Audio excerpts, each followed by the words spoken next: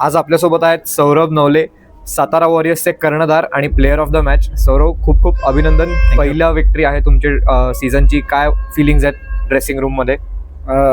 मी party तर join करू नाही शकलो. आय एम शुअर त्यांनी सेलिब्रेट केलंच असणार, पण हॉटेलवर जाऊन पण थोडं सेलिब्रेट करू. जास्त नाही करणार कारण की पहिलीच विन आहे. होपफुली हाच फॉर्म आम्ही कंटिन्यू करू आणि असंच चांगला परफॉर्मन्स करू. तुमच्या मॅचेसमध्ये बॅटिंग ऑर्डरमध्ये बरेच चेंजेस बघायला मिळतात. ह्याच्या मागचं काही स्पेसिफिक कारण?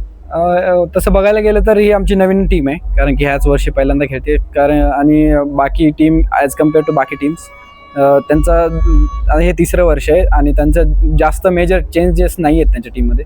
तर आम्ही तोच एक शोधतोय की बेस्ट कॉम्बिनेशन काय असेल, आणि आजचं मला वाटतं जरा चांगलं होतं कॉम्बिनेशन.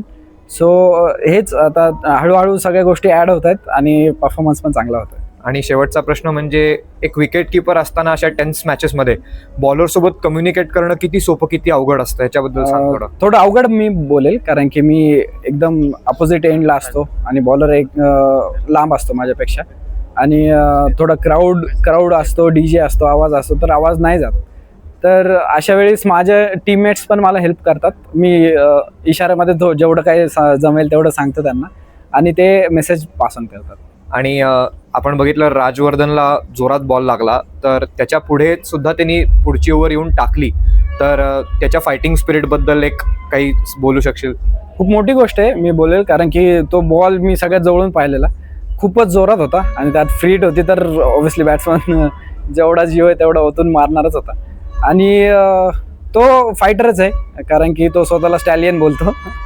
तर तो स्टॅलियन सारखं परत आला आणि परत आणखी एक चांगली ओव्हर टाकली. तर खूप मोठी गोष्ट आहे.